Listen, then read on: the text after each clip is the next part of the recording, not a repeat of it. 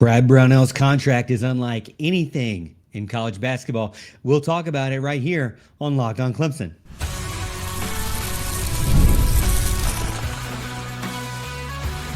You are Locked On Clemson, your daily podcast on the Clemson Tigers.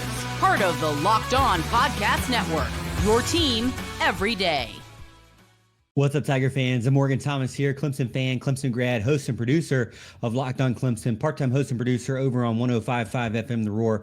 Thank you so much for making Locked On Clemson your first listen every day. We're part of the Locked On Podcast Network, your team every day. And if you're new to the show, be sure to hit that like and subscribe button so you never miss an episode. You know how we do it here on Locked On.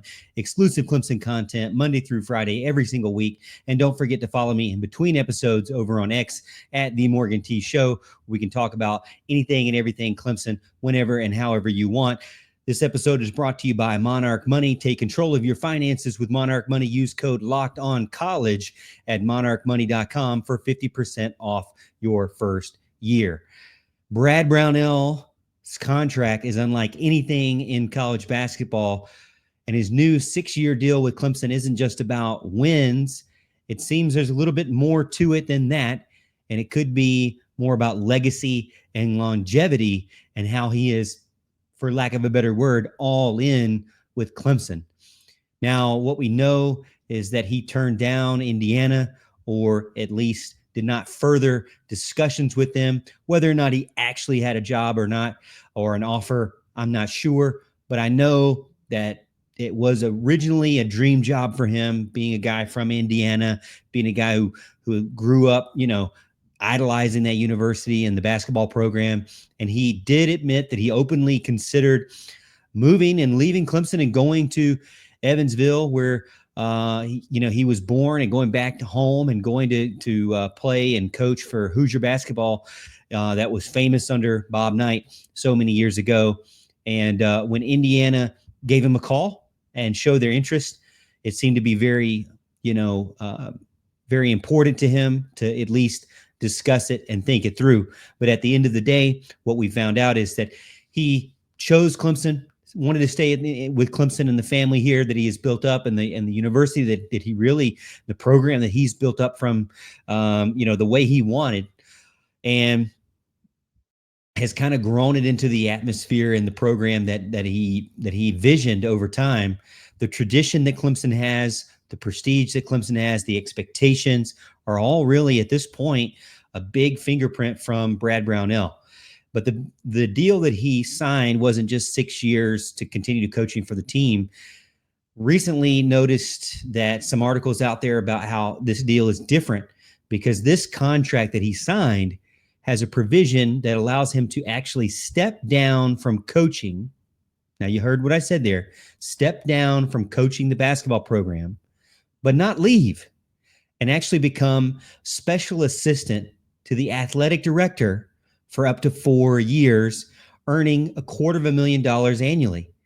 And that just isn't an addition to the contract. That's really just something that we don't see very often in college basketball, maybe even just very rare, to where, you don't hear about it at all.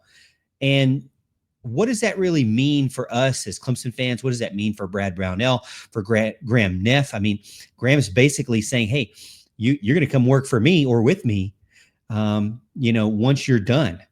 And you're going to have that option. Now, does he have to take that option? No, he doesn't have to take it, but that option will be there for him so that he can, if need be, not just walk away and get fired or whatever it may be, but he's built a certain amount of trust to where it's like, hey, if you're ready to step down, or you feel like you cannot continue moving this team forward to the next level, or continue at the success rate that you're wanting, you can step down and you become my special assistant, not me, but Graham Neff, and builds kind of a longer term vision for Brad Brownell. Now, will that really matter for Clemson fans? Will that really matter for recruits out there?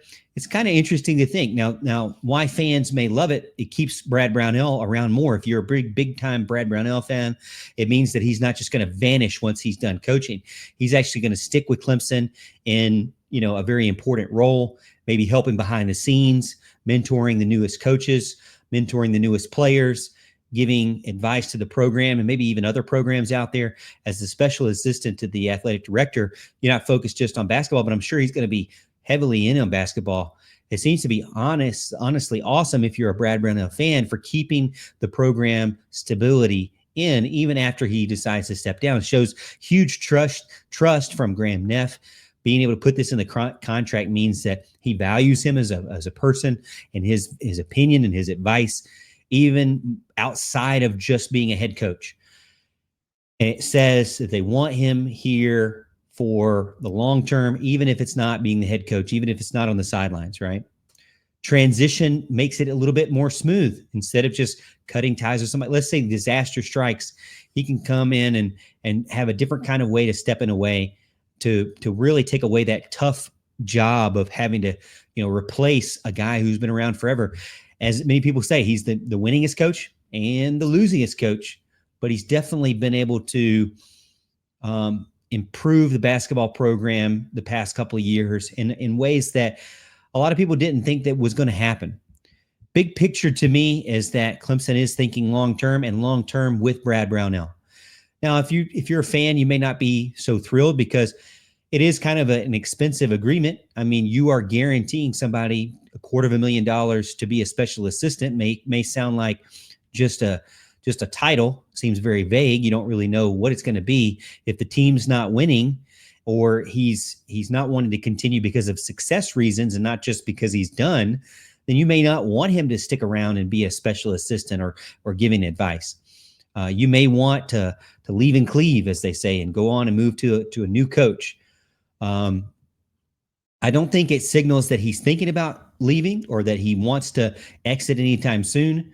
I don't think it signals that Clemson's looking for a change or that they're worried that there's instability. But I do feel like that this is long-term and kind of thinking about legacy, thinking about continuing a good relationship with Brad Brownell and respecting all the hard work that he has put into the program year in and year out for, now he's growing longer and longer towards 20 years with the program. To me, it's a smart move. I think if you're invested, you've already shown that you're invested in Brad Brownell for another 6 years. You already shown that he's already shown that he can have success in this transfer portal era. And if you're skeptical, then I would say I can understand that. My thought is, I think it is a good deal long term. And even if he is a special assistant that it doesn't have a ton to do with the new program, he can still give advice to Graham Neff in other aspects of being the athletic director. Now Brad Brownell has been a very good basketball coach for Clemson and frustrating here and there, but he's elevated the Tigers to the most recent years to really some relevance and some staying power. And his knowledge of the program, the university, the donor relationships, to me, those are big time assets that are outside of college basketball. And you've seen this in maybe some ways with other schools. And it kind of, I think back to like Kentucky and Calipari, where he had kind of an infinite contract that was never really going to end. But then, it was kind of to the point where it's like, hey, we need to end this because we just need to move on. We needed to go in a different direction. Could that happen too? Yeah, it could. But to me right now, Clemson and the way they're doing it, they're just solidifying that they want the longevity with Brad Brownell. They want to see this thing through, continue to build this legacy. Brownell's not going anywhere. Basketball's not going anywhere. Loyalty's not going anywhere with Clemson. And I think this is what Brad Brownell and Graham Neff trust. And it shows how they trust each other and can keep this program moving forward. Will it actually come to fruition? And will he actually take this deal of 4 years as a special assistant? Who knows? Like I said, I think it's a 50-50 shot that he may not even do it just because of depending on how everything all ends up. If he ends on a high note, then yeah, for sure. If he ends where fans are just ultimately frustrated by everything, then I could see where fans would want to move on as well. So interesting note, interesting addition to the contract for Brad Brownell. To me, not necessarily a required addition, but interesting all the less, or nonetheless, for Clemson moving forward. All right, we're going to continue the discussion about another coach in Clemson athletics, and that is Dabo Swinney. ESPN recently came out and ranked him as the third best coach in college football. We'll talk about it right after this.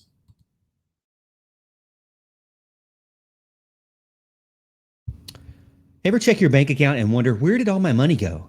Between dining out and shopping online and entertainment, it's easy to lose track of your finances, and that's where Monarch Money comes in, your personal CFO, giving you full visibility and control over your finances.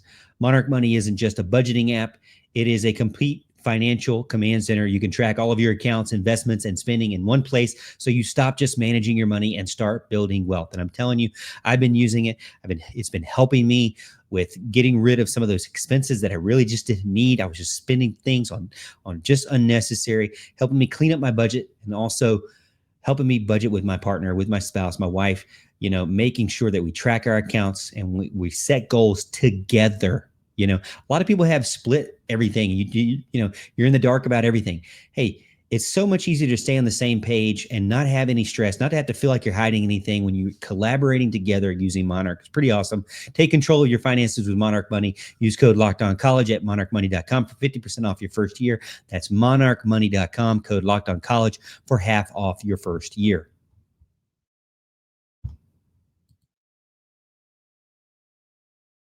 ESPN recently ranked Dabo Swinney as the number 3 coach in college football, and it kind of sparked a debate whether or not he still has a place among the elite. Has he fallen off, as some of the experts wanted to claim? I think a lot of that has died down now, and people are still recognizing just how much of an impact he's had on college football, how successful he has been over the years. And it's not just because, the ACC is terrible. Dabo's resume is elite by every single measure. 180 wins, 12 bowl victories, most in ACC history, 2 national championships, 4 championship game appearances. He's one of only 3 active coaches with multiple titles. And you don't get there by accident. You don't get there because you're a dumb country boy. You don't get there because you don't understand and you don't adapt. Everybody talks about Dabo doesn't adapt. He's stuck in his ways. He doesn't want to pay players. He doesn't want to get in the transfer portal. He's too worried about making it the old school way of college football. And while Dabo does have a lot of values, and that are old school values compared to most people, I think that they're all based on things that matter to him. And, it's not just something that he wants to change or adjust on a whim or all because everybody else is doing it. Consistency through chaos in a sport that has been shifting under everyone's feet year after year. The NIL, we thought it was going to be one thing. It completely upended everything, and it's basically just paying them straight up. We thought it was not going to be pay for play. We thought it was going to be sponsorships, and what it ended up being is just pool all your money together, and it's no different than investing in players, and just paying them straight up. The transfer portal also, a huge amount of tampering. A lot of players getting in and not having anywhere to go, thinking they could have greener pastures, and it doesn't work out for them. A lot of players getting in just because somebody enticed them to do so, and they have this no contact clause because they already know where they're going. And it's not really a free agency because they've already been tampered with. Playoff expansion has been very weird. What we thought it would be a scenario where it would allow more teams an opportunity that are not just the elite and this clique of elite. And what it's turning into is more of that. Instead of spreading and making this a national sport, it's turned into the SEC and the Big Ten want all of the votes, want all of the automatic bids, and everybody else can have one. And that's just crazy and chaotic as well. Dabo has managed to keep Clemson, focused on what's important to him. He hasn't bent to a lot of the pressures. He's had to walk away from having fans call in on his radio station. And I know that was very controversial. But it all goes back to that. While he may adapt and he may change, he's not going to overhaul his values to the pressure of the outside world on a whim or in 1 year. Yet he still continues to win, even though he doesn't bend to the pressure of the outside. He builds NFL talent. Since 2015, he's had 27 NFL draft picks, including a ton of first rounders. Not just talented athletes either. Guys that you can trust to be leaders on your team, whether it be in special teams, whether it be on the reserve, whether it be starting on defense or offense. They're leaders, they're captains, they're respected. And a lot of these guys, they may move on and not graduate, but most of them eventually come back and finish up getting a diploma from Clemson, whether or not it's 10 years down the road. A lot of them feel a desire to do so and a responsibility to do so for Dabo, for themselves, to better themselves after football. Dabo makes sure that the right things are the right things and that his players are respected in the locker rooms. The guys that stick with you from 4 years on, even if they slip up after Clemson, what do you notice? A lot of times it's not because they were swept under the rug and they just let them do it. At Clemson, they had that solid foundation and that accountability there. And you say, well, look at what this guy did after Clemson. Well, they didn't do it at all during Clemson. And a lot of them don't have that. There may be one or two where you're like, man, what happened to this guy after Clemson? But for the majority of players, you feel like that they're very respected and they're very great character. Down the years, even when you look at Dabo Swinney and some of his worst years that have been so frustrating, you realize that a lot of his most frustrating years were some of the best years that any other coach could have had at Clemson or even dreamed of. 9-win seasons, 10-win seasons.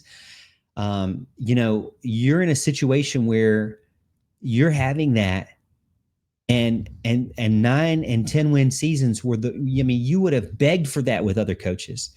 Dabo has raised the standard, even in difficult seasons where all the pieces and all the recruiting players and roster just didn't fit out properly or where coaches didn't fit properly. Clemson remains relevant. They remain a threat. They're going to win at a high rate and a high percentage. And the Tigers are really, if you look back, and I know Dabo Swinney says this a lot, and it seems like coach speak, but a lot of the down years, there were times where it could have been just one or two plays and the game, a loss turned into a win. Critics say that Dabo doesn't ever adapt, that he's too selective and he only wants high school players. Well, I do agree. And we've talked about this on the show many times about how high school athletics are struggling now because a lot of programs want to become a semi-pro program, and they don't really want to look at development of young players who aren't ready at all. They'd rather just go full-on transfer portal with guys who are older, who are possibly more developed, and instead of going into 17, 18-year-olds' living rooms and trying to convince them to be developed under their program. They'd rather have someone else develop them and pick them up and use the fruits of their labor later on when they're a junior or a senior and they're begging for playing time. When you watch Clemson, that's not how it goes. They are focused on development from high school levels, and that recruitment remains very strong. They even in down classes, they're not in classes where they're in 50s and 60s. They're still in the top 30, and so they're still fighting for some of the best recruits in the country. Right now, they got a 5th-ranked recruiting class, and we'll talk about Kentavion Anderson, who recently committed in the 3rd segment of the show. But recruiting remains strong, and now when we talk about critics saying he hasn't adapted, he has, because he's gone into the portal. He's admitted that there are players that could be valuable to Clemson, and there are positions that Clemson has missed on a little bit, or certain types of players that Clemson has missed on, and they'd like to go get them. Super tall outside wide receiver, Go get him. Super tall tight end that just happens to be a basketball player. Go get him. Really good Big Ten defensive end, and they struggled a couple years in a row at defensive end recruiting. Go get him. Hey, a guy who walked away from you at the altar, as Dabo said, and now you can give him a fresh start at linebacker. Go get him. Dabo has really been slow to adapt, yes, but he hasn't not adapted, if that makes any sense. He definitely adapts. He's not going to stick around and be embarrassed, but he's been selective and purposeful with his decisions while still focusing on developing players that he recruited from the very start who were bought in with him from the very beginning. Dabo is much more than a coach. He is a leader of the program. He's the CEO of Clemson football. He sets the tone for really not just him, but the entire athletic department. We talk about Graham Neff tapping Brad Brownell to be a special advisor or special assistant to the athletic director. I mean, who's to say Dabo Swinney doesn't also get one of those roles when he's ready to step down? I think he has deserved it much more than anybody else to be able to continue the consistency with the program. I don't think Dabo's going anywhere, whether or not, even if he has a couple of bad years and he has to walk away. I think it'll go into, and I don't think he's going to really have a ton of those, if any, but I could see him going down the same path of Nick Saban, where you're still around a lot, maybe having your hand in certain things, maybe your opinion in certain things, allowing a new coach to come in one day and take over, or one of the coaches that he's developed to come over and take over, but then stepping aside, being kind of an outside voice, maybe even still working with donors and things like that behind the scenes, like a Brad Brownell will do. I could see it happening. Dabo, again, is one of the best coaches in college football. I can understand why you would put, maybe Kirby Smart or Ryan Day in front of them, just because of their recency in the national championship game, their recency in winning a national championship game. But I do think that Dabo Swinney this year has as good of a year as any to have another opportunity to make it to the national championship game and get right back into that idea or that discussion of being the best college football coach in the country. All right, we're going to finish up the show talking about newest safety that Clemson landed for the 2026 class, a big-time recruiting class.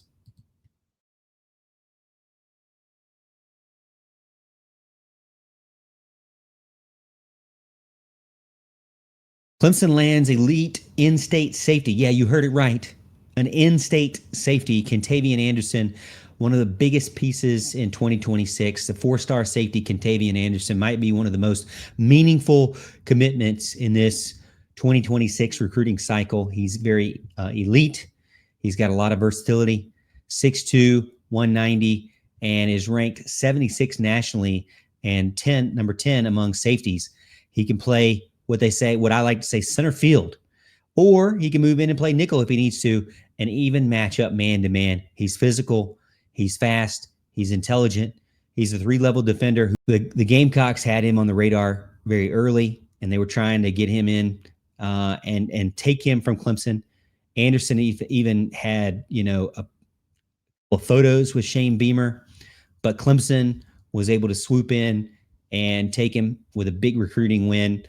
And really, when you look at some of the photos over on social media, it wasn't because it wasn't really a shock to him, because he was a Clemson fan as a little kid.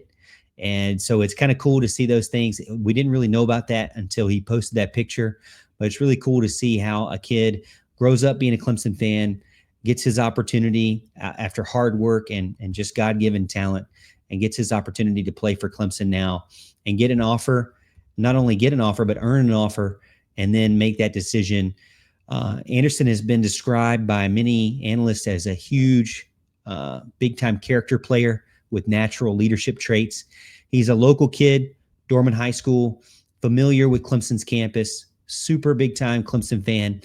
And I think that he could grow into being one of those guys that is a recruiter for the class itself. Even though, they're already doing so well, he could help land a couple of guys towards the end of this cycle. He becomes Clemson's first in-state commit for 2026, 15th pledge overall, and he has Caden Gebhart as a safety from Ohio.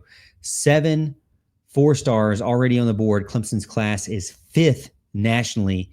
How does he fit in with a vision? Well, I think Tom Allen's defense is very big on the secondary.